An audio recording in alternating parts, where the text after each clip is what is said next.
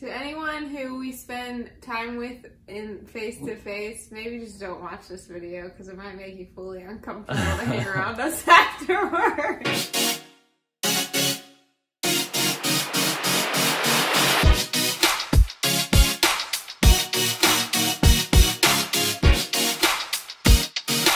What's up, guys? How you doing? I'm Paul. I'm Morgan. In today's video, questions singles are too afraid to ask married people. These are fun, and I feel like they're just chill conversations that we're having with one another, but also you guys. And now we're in our new home, on our comfy couch, just chatting it up with you guys. It feels right. But before we get into that, make sure you subscribe, give us a thumbs up, turn on the notification bell. We make Christian videos on life, love, and dating to help you have hope. And be free. Morgan, tell them about Patreon. What are we doing for our patrons? Well, first off, shout out to our patrons because we love you guys. We're so grateful for you all. We could not continue pouring into this YouTube channel and this ministry and these people without your all support, so thank you guys. Once a month at the beginning of the month, we're going to be releasing PDF downloadable printable out thingies, however you want to say that, for all of our patrons, $5 tier and up. The month of June, we released our very own coloring book where you guys actually send in submissions, and I meant to do a submission myself to include in the coloring book. I wasn't able to, so when we do coloring book part 2, I'm gonna do a crazy one. Like, it is gonna be a sick drawing that you guys can color in. I'm scared. Next month, we will probably be releasing a 7-day devotional that we've written up for you guys to read and walk alongside as you study the Word. Let's go. Yeah, we're just gonna get creative with those each month. They're gonna be new and different and fun. It's a way to get back to our patrons because we love you guys and we want to show you how much we appreciate you. So if you want to become a patron, go to patreon.com/PaulandMorganShow. We're gonna link it below. We'd love to have you. All right, Morgan, without further ado, let's dive into question 1. You guys wrote these on our Instagram and we are pumped to go. There's a lot. A lot of you wrote in, and there are a lot of questions having to do with intimacy. We should have just titled this SEX Q&A because y'all wanted to know. You guys, wow. So we are definitely going to be getting to some of those. We may not say the word SEX because we're trying not to get demonetized, so we might say intimacy or spell it out. Whatevs. All right, here we go. Here we go. The first question. Do we want to start with the... Might as well just start with the bang. All right, you guys. If you're both game, is anything off limits? Referring to the bedroom. If you're both game. If you're both game, because, and that's a well put question, because obviously if one of the parties is not wanting to do something and the other one is like pressuring and pushing for it, it's not really healthy. Yeah, no. I would say there are a few things that are off limits that we will never do, nor touch, nor talk about. Think about this though. The Songs of Solomon, guys, is a pretty steamy book, and to me that shows that there is a lot of intimacy that's to be treasured and appreciated, and it's not something that we have to be shy about, and it's not something that we have to really like, okay, I need to stay in this box and we need to limit ourselves here. Like you can get creative. So yeah, I mean, there are some things that we maybe have decided are off limits, or I've decided are off limits.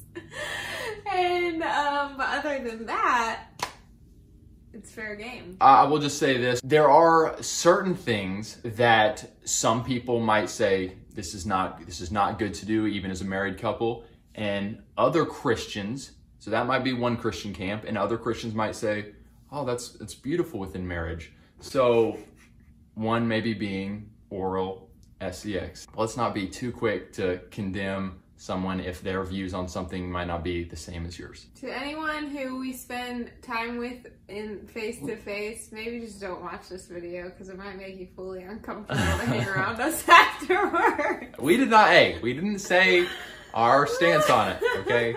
Let's go, let's move. Is it much harder to relate to your single friends?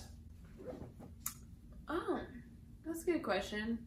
I don't think so. I have fun talking with my single friends and like giving them advice or encouraging them in their dating life, and like reminding them that, okay, you're 21, that's not a big deal. It's gonna be okay that you're not married yet. Okay, you're 25, it's okay. Like, I enjoy just being that voice of encouragement, and just like, also it's fun to like hear them talk about like, oh, so I was texting this really cute guy the other day and blah, blah, blah. And I'm like, aw.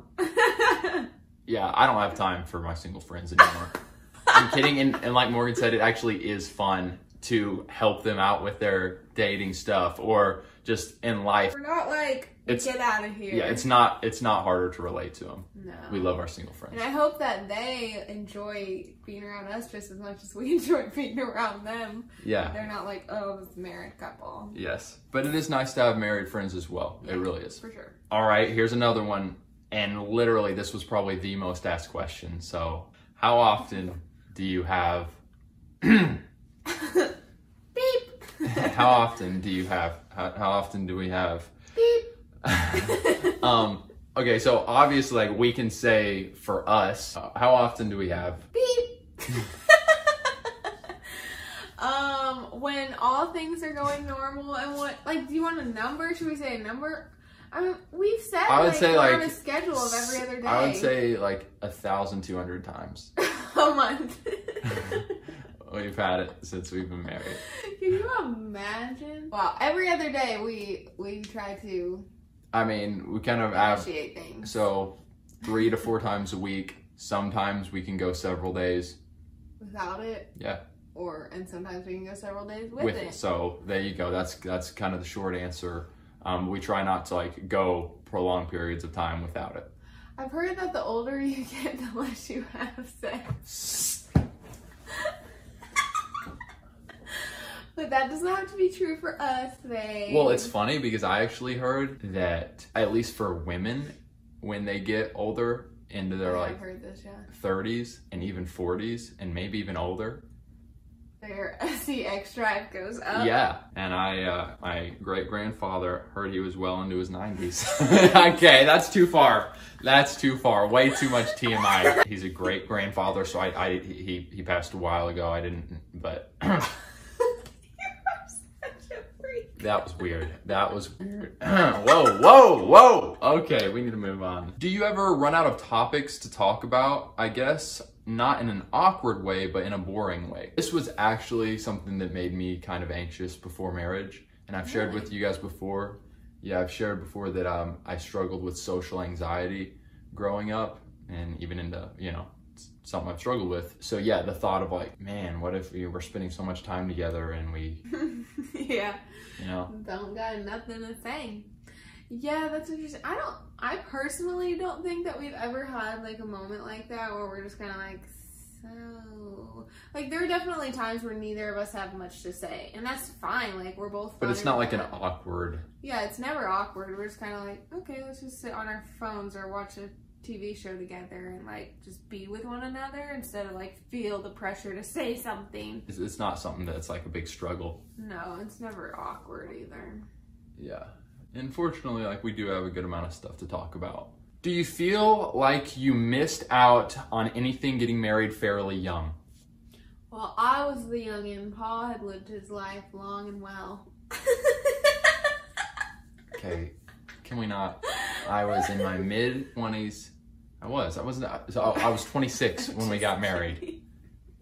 Guys. Yeah, he was 26, about to turn I get 27. it. I'm a little on the older end from our YouTube audience. I'm on the older end. Oh my goodness, I'm kidding. So I was 20 when we met, about to turn 21.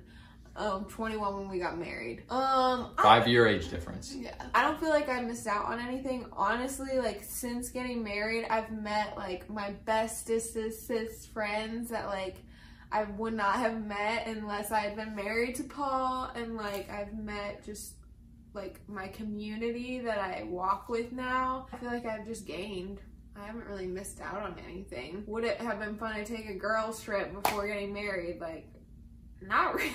I mean, you can take one now. I take more girls trips now than I did before getting married. So yeah, and Paul takes dude trips. So I do. Yeah, I think that's like a misconception is everything changes in marriage. Yeah, some stuff changes, but you can have as much freedom as kind of you make for yourself and you want to have. So just be communicating.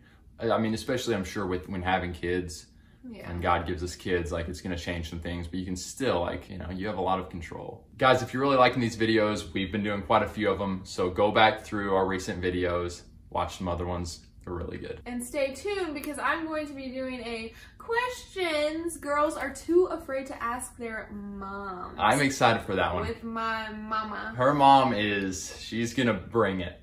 She's a fun lady. Okay, question is, do you still struggle with attraction to people who are not your spouse? So we're gonna go ahead and pass on this one. The next What? question is, wow, don't be weird. I wouldn't say that it's a struggle, like, oh, I struggle with being attracted to people who aren't my spouse. Like, you know, I'm not blind, and neither is Paul. We can see and recognize when a person is attractive.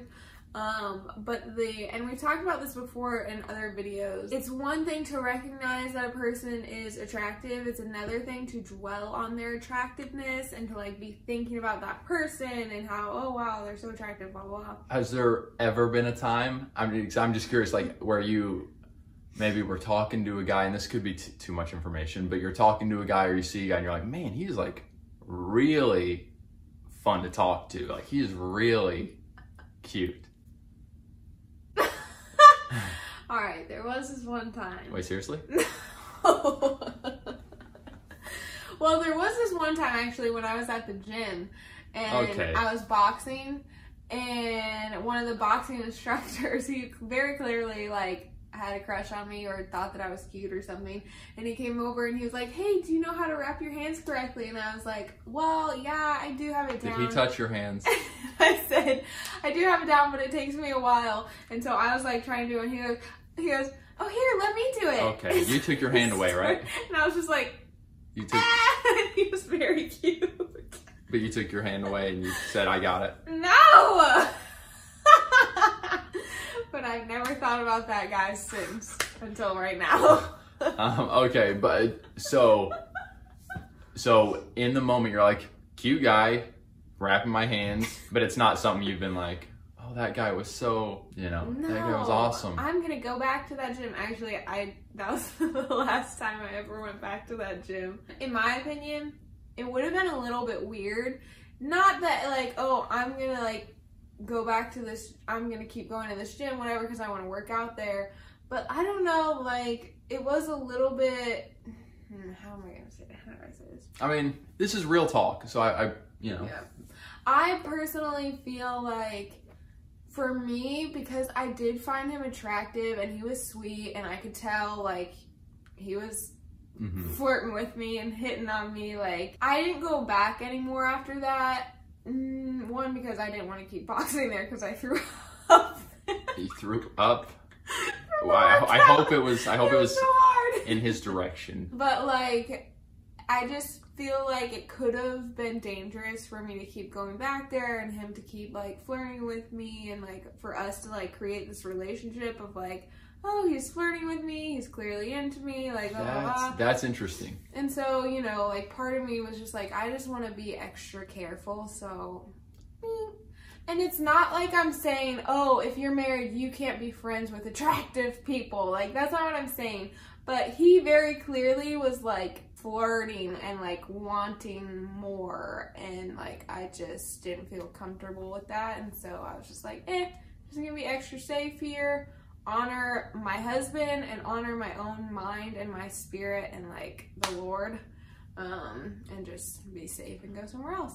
So that was you went a little deeper than I expected, but I mean, this is good conversation to have. And it's similar with guys. Like, we could go somewhere, I'm not blind, like, I see that's an attractive person and I need to check myself, realize that my thoughts aren't getting out of hand, make sure I'm not dwelling on it. And if it did become a situation like that, like, that's just a great example. That's a great practical example. If it became a situation like that, I need to, you know, ask the Lord for discernment and perhaps remove myself. So ladies and gentlemen out there, just be smart and be careful. Again, not saying you can't have attractive friends or whatever, but you just need to really, like, pay attention to the type of conversations you're having with a person is the guy respectful to the fact that you're married? Because I was very clearly wearing a wedding ring and like said, oh yeah, my husband, blah, blah, blah. And like he still was just hardcore flirting with me. Sure, he's a good guy. Just watch your back. Don't be... Watch your back, Winston. Winston. So we got a name. Do you ever get tired of one another? Morgan, do you get tired of me? Be honest. Well, and I do a pretty good job of just like giving one another space. We just had to learn how to separate from one another, and like we do a good job of like, hey, go hang out with your friends, or hey, go on that girls trip, etc., etc. Morgan, go on the girls trip. Right, yes. So I don't think I think maybe I can think 1 or 2 times that I was just kind of like, I need space. Yeah. So it just helps to be able to communicate before it becomes like this big thing of I'm sick of your guts. Right. Like, okay, we've been together a lot. You're kind of, you're just like anything. You're all up in my business. You're up in my, I'm just feeling a little bit. I need just a little space. Like, that's understandable. So just talk about it. Shouldn't be a big thing. And no one needs to get offended when one of the partners says, hey, let's go out and do some stuff on our own for a little while. Yeah, I mean, if it's starting to happen all the time, I need my space from you. Get out of my face. You might need some counseling, but we're not there. All right. So guys, comment below because we want to keep the discussion going. What did you guys think of our answers? We were getting real and honest, and we want to hear your all's thoughts. Yes, any married couples here in the video, drop comment below. Your wisdom. Yes. Give this video a thumbs up if you like Morgan's nails. I mean, I think those are my favorite ones yet. They're definitely up there. All right, guys, we love you all. We appreciate you hanging with us. I'm glad to be back from my 2-week hiatus. Aw, me too. Thanks, babe. Forgot that you've been gone for 2 weeks. Yeah. Well, he hadn't been gone in my life, but in your all's lives he had. Yeah. So it feels good to be here with you all again. Have a wonderful rest of your day. We'll catch you again very soon. Have hope. And be free. Great-grandfather heard he was well into his 90s. Okay, that's too far. That's too far. Way too much TMI.